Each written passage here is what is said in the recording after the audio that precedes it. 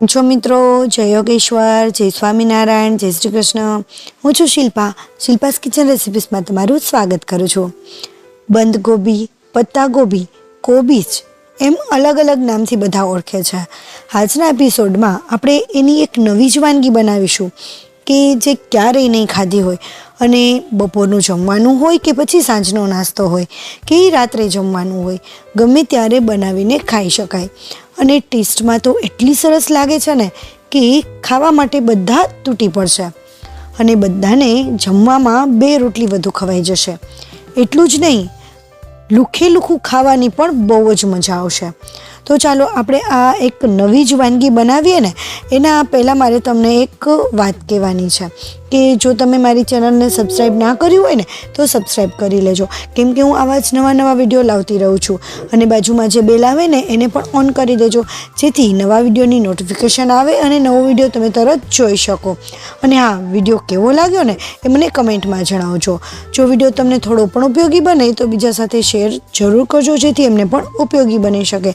તો ચાલો બનાવવાનું શરૂ કરીએ।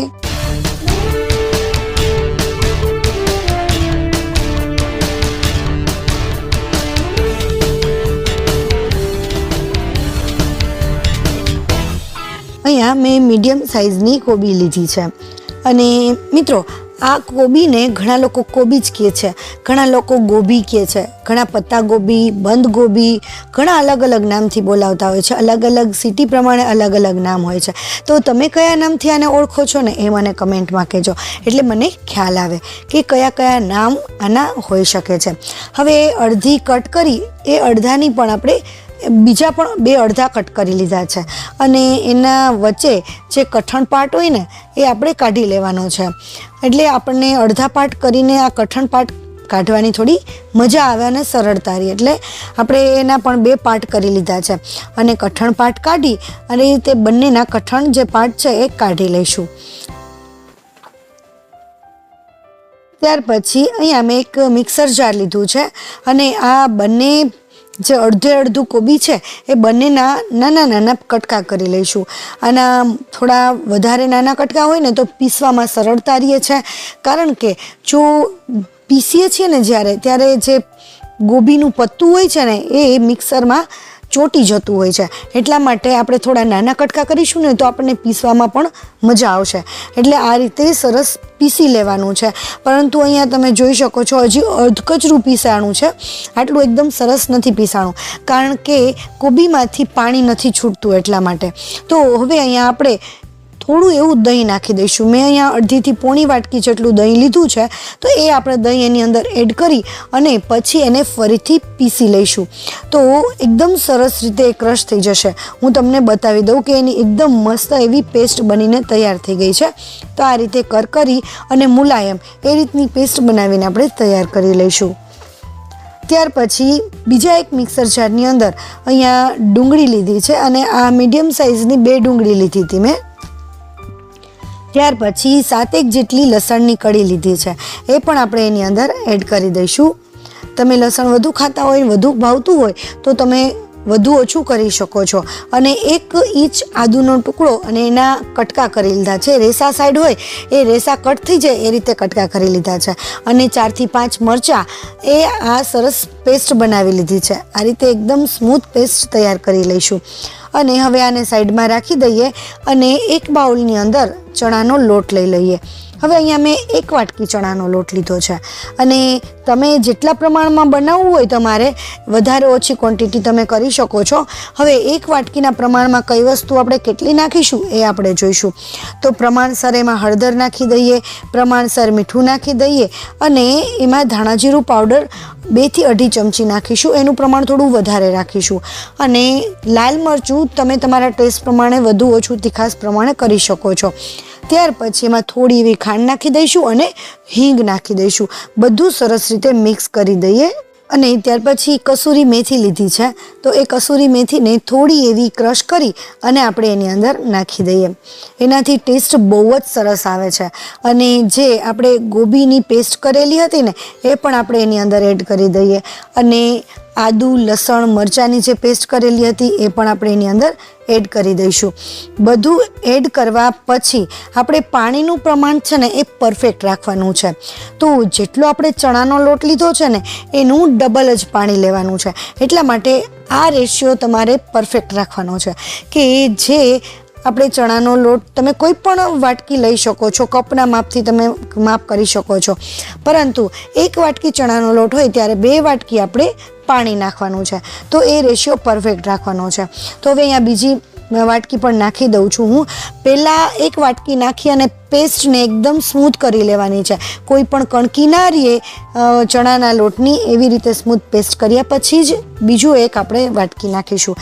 ત્યાર પછી ગેસ ઉપર મેં એક પેન મૂકી છે અને એમાં 1 પાવરું તેલ નાખી દીધું અને તેલ ગરમ થાય એટલે થોડું એવું જીરું અને થોડી વરિયાળી આ રીતે હાથેથી ક્રશ કરી લઈશું, જેથી એની સુગંધ અને ટેસ્ટ બહુ જ સરસ આવે. તો એને થોડું સાંતળી લઈએ અને ઓઇલને ફરતી બાજુ એટલે કે પેનમાં બધી જ બાજુ થોડું થોડું સ્પ્રેડ કરી દઈએ. એટલે આપણે આની અંદર જે બેટર નાખવાનું છે ને એ બેટર એની અંદર ચોંટી ન જાય. જોકે મારે નોનસ્ટિક છે એટલે ચોંટવાનો કોઈ સવાલ નથી, પરંતુ તમે કોઈ પણ બીજા યુઝ કરતા હોય તો એ વાસણમાં ચોંટી ન જાય એટલા માટે. હવે બધું જ બેટર આપણે નાખી દઈશું. બાઉલમાં જે બેટર હતું એ બેટર, અને હવે બાઉલમાં જે થોડું ઘણું બેટર અંદર ચોંટ્યું હોય ને એ આપણે થોડું એવું પાણી નાખી અને એક વાટકીમાં લઈ લઈશું.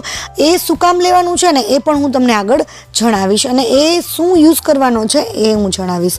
હવે આ જે બેટર છે એને મીડિયમ ફ્લેમ ઉપર આપણે હલાવતા જઈશું અને એને થીક કરી લઈશું. આને સતત હલાવતા રહેવાનું, જેથી એમાં ગઠ્ઠા ના પડી જાય એનું આપણે થોડું ધ્યાન રાખીશું. વચ્ચેના પાર્ટમાં થોડું એવું વધારે હલાવવું પડતું હોય છે, કારણ કે વચ્ચે જ ગેસની ફ્લેમ વધુ આવતી હોય છે. એટલા માટે લગભગ 5 મિનિટ સુધી આપણે હલાવતું રહેવું પડશે. ત્યાર આ રીતે થોડું થોડું ધીમે ઘટ થતું જશે. મિત્રો, તમને મારી રેસીપી યુનિક લાગતી હોય, તમને ગમતી હોય અને તમને જો ઉપયોગી બનતી હોય ને તો તમે લાઈક ના કરો ને તો ચાલશે, પરંતુ તમે બીજા સાથે એટલે કે તમારા ફેમિલી મેમ્બર કે ફ્રેન્ડ સાથે શેર જરૂર કરજો, જેથી એમને પણ ઉપયોગી બની શકે. અને જો ચેનલને સબસ્ક્રાઈબ ના કર્યું હોય ને તો સબસ્ક્રાઈબ પણ કરી લેજો આવા જ નવા વિડીયો જોવા માટે. મિત્રો, હવે અહીંયા આપણું બેટર છે ને એકદમ સરસ થીક થઈ ગયું છે. તમે જોઈ શકો છો. આપણું બેટર પરફેક્ટ છે એ કઈ રીતે ખબર પડશે? તો કોઈ પણ ડીશ ઉપર આ બેટરને આ રીતે સ્પ્રેડ કરી દઈશું અને ત્યાર પછી એને સાવ ઠંડુ થવા દઈશું. આ રીતે થોડું પતલું એવું લેયર કરવાનું છે અને એને એકદમ ઠંડુ થવા દઈશું. ત્યાં સુધી આપણે આ પેનના બેટરને થોડું હલાવતા જ રહેવાનું છે. ઠંડુ થઈ જાય ને ત્યાર પછી આ રીતે ચપ્પુથી સેજ ઉથલાવી લઈશું. જો એકદમ પરફેક્ટ રીતે આ રીતે ઉથલી જાય ને તો સમજી લેવાનું કે આપણું બેટર પરફેક્ટ છે. તો આ રીતનું બેટર આપણું તૈયાર કરવાનું છે. ત્યાર પછી કોઈ પણ સીધી ડીશ કે પછી આ રીતની થાળી હોય એમાં તેલ લગાવી લઈશું અને તેલ સરસ રીતે લાગી જાય, કાંઠામાં પણ આપણે સરસ રીતે લગાડી દઈશું એટલે ક્યાંય ચોંટે નહીં. અને આપણું જે બેટર છે એ બધું જ બેટર આની અંદર પાથરી દઈશું. તમે જોઈ શકો છો બેટર આટલું થીક રહેવું જોઈએ, જેથી આપણે જે રેસીપી બનાવીએ છીએ એ પરફેક્ટ બની શકે. તો હવે આ બધું જ બેટર આપણે એની અંદર નાખી દઈશું. આ જે બેટર છે ને એ લુખ્ખું ખાવાની પણ એટલી મજા આવે છે. જો તમારે ક્યારેય નાસ્તો બનાવવાની ઈચ્છા ના હોય અને કંઈક નવું ખાવાની ઈચ્છા હોય ને સાંજના નાસ્તામાં, તો તમે આ રીતે બનાવીને ખાઈ શકો છો. આ એક જાતનું ખીચું છે, વેજીટેબલ ખીચું. તો આ રીતે તમે બનાવી શકો છો. બધું સરસ સ્પ્રેડ થઈ જાય ત્યાર પછી એને ઠંડુ થવા માટે રાખી દઈશું.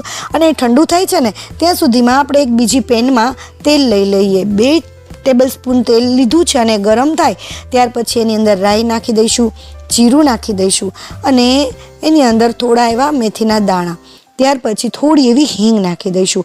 અને અહીંયા મેં એક મીડિયમ સાઇઝની ડુંગળીને સમારી લીધી છે. એકદમ પતલી સમારેલી છે અને એકદમ લચ્છા ડુંગળી કહી શકાય ને એવી રીતે સમારેલી છે.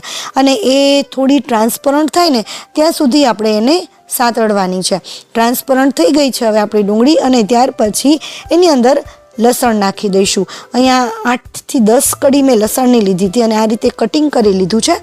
અને એને ત્યાર પછી, કારણ કે ડુંગળીને સતળાતા વાર લાગતી હોય છે અને લસણને સતળાતા વાર નથી લાગતી. ત્યાર પછી ડુંગળી ગોલ્ડન બ્રાઉન કલરની થઈ જાય ને એટલે એની અંદર 1 લાલ મરચું અને 1 લીલું મરચું કટિંગ કરીને નાખી દીધું છે.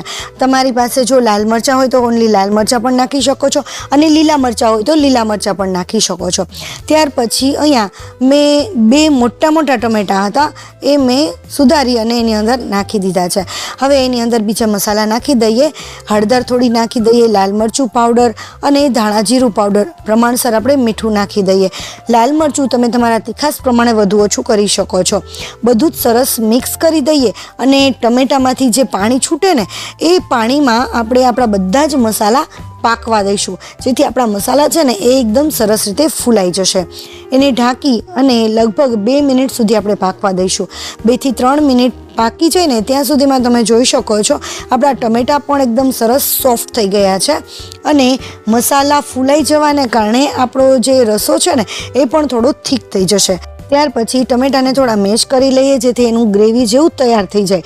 અને મોડું દહીં લીધું છે, એકદમ સાવ મોડું દહીં લીધું છે.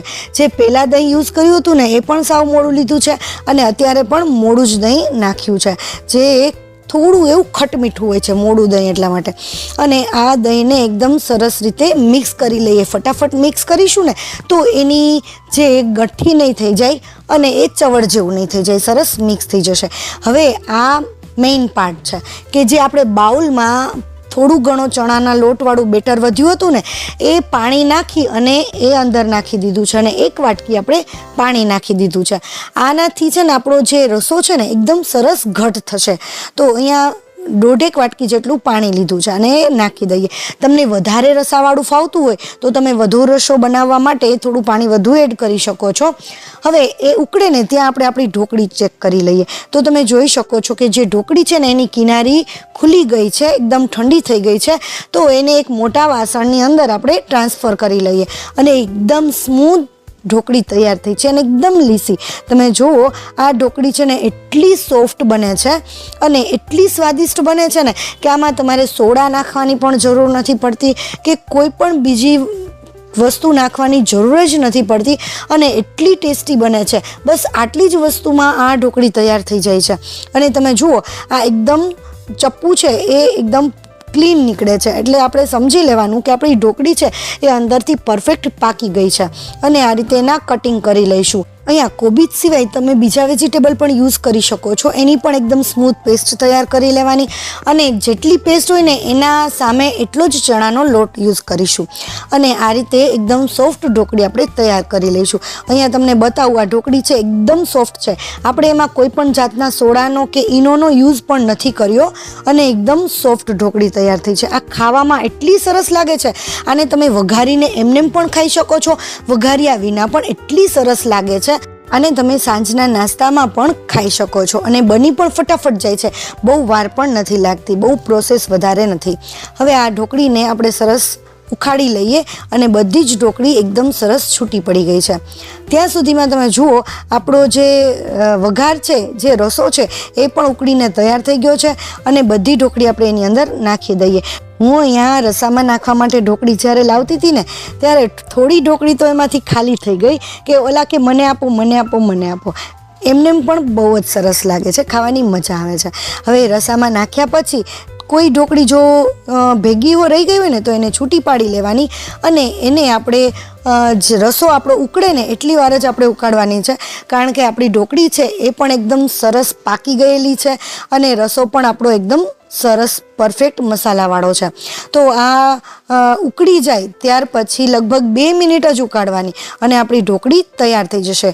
હા, પણ એક ટિપ્સ આપી દઉં કે ઢોકળીને આપણે એકદમ ઠંડી થાય ને પછી જ અનમોલ્ડ કરવાની છે. ત્યાં સુધી અનમોલ્ડ નહીં થાય, નહીંતર એ ઢોકળી આપણી બગડી જશે. તો હવે આપણો અહીંયા સરસ એવું વઘાર ઉકળી ગયો છે અને ઉપર કોથમીર નાખી દઈએ અને સર્વ કરીશું. મિત્રો, તમને મારી આ રેસીપી કેવી લાગી એ મને કમેન્ટમાં જણાવજો. મેં તમને આગળ પણ કીધું એ રીતે જો તમે થોડી પણ ઉપયોગી બનતી હોય ને રેસીપી તો લાઈક નહીં કરો ને તો ચાલશે, પરંતુ બીજા સાથે શેર જરૂર કરજો જેથી એમને ઉપયોગી બને. તો આવા જ નવા વિડીયો જોવા માટે ચેનલને સબસ્ક્રાઈબ ના કર્યું હોય ને તો સબસ્ક્રાઈબ કરી લેજો. Thank you for watching. નવા વિડીયો અને નવી રેસીપી સાથે આપણે ફરીથી મળીશું. ત્યાં સુધી બાય બાય.